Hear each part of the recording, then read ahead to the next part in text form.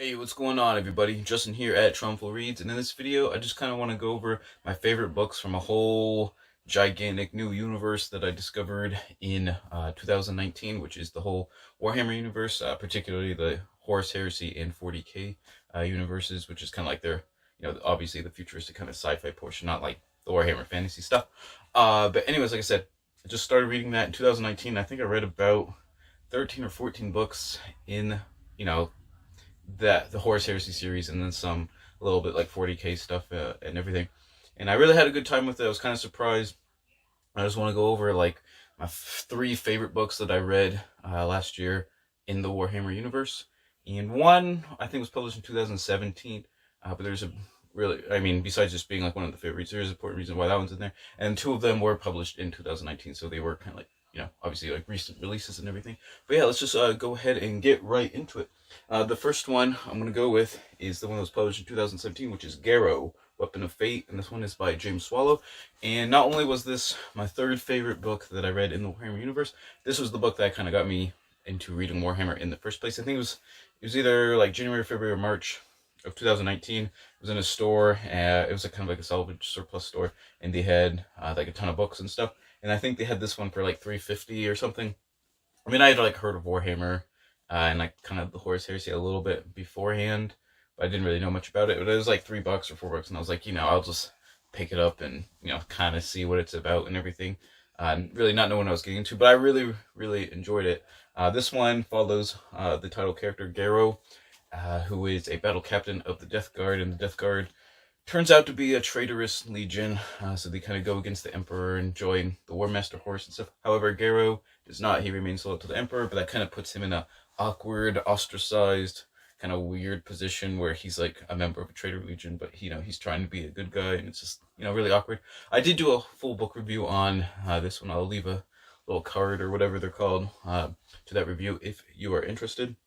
But like I said, I really thoroughly enjoyed this collection of short stories where Garrow starts collecting members of what's going to be called the Knights Errant, and these Knights Errants become, I think, the Great Knights in the 40K universe, after he submits to the Region of Terra, Lord Malcador. If you guys follow, Warhammer Horus Heresy stuff, you'll know what some of that means, hopefully. But like I said, this one is the one that got me like really into Horus Heresy and Warhammer stuff. Like I said, just it was really well written. I kind of thought it was just going to be kind of super fluff, to be honest, like pulpy fluff stuff, which like there is kind of, the whole term bolter porn, where there's a lot of like just kind of like action and stuff, just like shooting and battles and stuff, but it's not like that all the time. So I thought it was a really good balance between I don't know, like narrative, kind of a little bit of character arcs and stuff, as well as battle scenes and everything. That was really well done. So I was like, yeah, might as well just start picking up some of the other books in the series. And I was like, oh, wait, there's 54 books in the Horus Heresy series. I'm terrible at finishing series, but I think, like I said, I think I finished 10 or 11 so far of the Horus Heresy. So I'm like 20% of the way there. But yeah, so number 3 goes to Garrow by James Swallow. Now, the other two are books. Once I started reading Warhammer on NetGalley, when I saw them, I like requested them and stuff. So the next 2 books were ones that I read for NetGalley. And for the number 2 position, I'm going with Conrad Kerr's The Night Haunter, and this one is by Guy Haley. Another sub-series in kind of the Horus Heresy universe is the Primarch series, which are individual kind of like short novels. There's going to be one for each of the 18 extant Primarchs, and this one is obviously on Conrad Curze. Conrad Curze is the Primarch of the Night Lords, which are crazy, a crazy legion that basically instills fear and terror into like everyone. That's like kind of their like little shtick. Yeah, essentially, it's all about like psychological terror warfare and everything. But yeah, Conrad Curze had kind of like a rough, I say childhood because they grew up like really, the Primarchs grew up really fast, but his kind of early life is really like traumatic on the world he grows up in, where it's just like pretty much ruled by like crime lords and stuff and everything like that. But the big thing with him is he has sort of psychic visions of the future, kind of like Sanguinius, but he has like kind of literally, he always sees like kind of the dark, despairing stuff, and that kind of just like torments him, like throughout his entire life, knowing kind of that the Horus Heresy is going to happen, and just like kind of the destruction of, like, the Emperor Mankind's like vision and everything, and that affects him quite a bit. I think this short novel was really good because the way it's written, it's you have flashbacks all the time, so it's very like disjointed, but it's almost sort of like the thought process of Conor Kurz himself would be like really I don't know, just very traumatic and disjointed. The way it's sort of told, be kind of the way he's like thinking.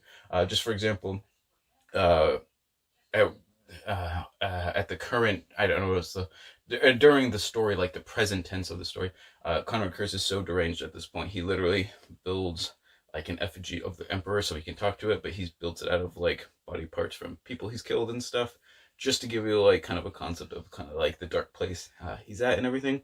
But like I said, you get to learn a lot about sort of his upbringing, and as well as sort of how he got to that point. So I thought it was really good. The Night Lords are kind of Conor Kurz and the Night Lords are really interesting legion, I guess, out of the the 18 extant legion. So yeah, I really enjoyed it. I thought the writing was pretty good, and like I said, the way that's kind of constructed between kind of the flashbacks back and forth and kind of the disjointed narrative arc, I thought was just really well done. So there's number 2. And for number 1, I'm going with The Solar War by John French. And this is the first book, and I believe an 8-part miniseries that's going to end the entire Horus Heresy series. And this is the point where the War Master Horus has made it to essentially almost to Terra, and it's going to be, the siege of the palace, and, obviously the siege of Terra. So with the Solar War, the first book, the outer defenses of the loyalists have to be defeated. And that means basically, destroying all the defenses of the solar system that the Primarch Rogel Dorn has been sort of entrusted to create and like lead the defense of Terra. So with that one, I thought it was really interesting because you see like battles over like Pluto and the moon, and you have like kind of the Battle Star, the Death Star. Basically, that's what it is, the Phalanx, like Rogel Dorn's like flagship, which is almost like a moon in itself. But Horus and the other traitorous Primarchs have to sort of overcome these defenses, while others on the loyal side, do their best to defend them. A notable main character of the Solar War is Sigismund. That was definitely my favorite story arc of this one. And you kind of see his flashbacks with his sort of conflict with Rogel Dorn and kind of their like ongoing philosophies and stuff. I thought that was really well done. Obviously Sigismund, if you follow Warhammer stuff, is a pretty popular character in kind of the 40K universe, or kind of the time in between the Horus Heresy and 40K and everything. And on the traitorous side, you have Abaddon as sort of kind of like commanding like all the traitorous stuff kind of going on, at least at this point in the game. Horus doesn't show up till I'm not gonna reveal any of that stuff, but anyways, like I was saying, you have all the outer defenses being breached, and the loyalists trying to defend it, and some of the minor characters from earlier books, such as Mercedes Oliton from the first 3 books, Horus Rising, Galaxy in Flames, those that original trilogy story arc, and False Gods is the second one. A Remembrancer that plays an important role in those books. She makes a return, and actually has like important things that happened in the first trilogy have consequences in the Solar War. So I thought that was pretty cool, actually having kind of like a vision of some things that are occurring in the first like 3 books are necessary for 55 books later, things that occur then. Like I said, this one is really well done too. Lots of cool stuff going on. Kind of see some of the loyalist Primarchs kind of let's see, we got Rogel Dorn, Dracodiconus, and Gwyneth kind of leading the defenses there against the forces of the War Master Horus. That was pretty cool. The Siege of Terra seems like it's going to be a really cool kind of ending climax to the entire series. So yeah, just really well done, and that's why it's number 1 of my favorite Warhammer books I read in 2019, and I'm looking forward to what the next. I read Lost in the Dam, which is the second book. Probably give that one like the honorable mention for maybe like 4th or 5th place. And I believe The First Wall, the book number 3 in the Siege of Terra, just came out, though I haven't read that one. But anyways, tell me what you guys thought. If you guys enjoy Horus Heresy or Warhammer stuff. Let me know who like what your favorite books are, your favorite kind of character arcs and stuff like that. I'm always glad to see kind of what everyone's thoughts are on different things like that. And if you're here just because of like the title with Warhammer stuff and you're kind of new to the channel, don't forget to like and subscribe if you're into like kind of bookish content.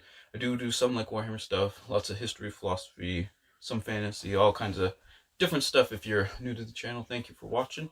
And don't forget to follow me on Twitter, Instagram, all that good stuff. And always remember, whatever you're reading, whether it's Warhammer or whatever else it is, read victoriously.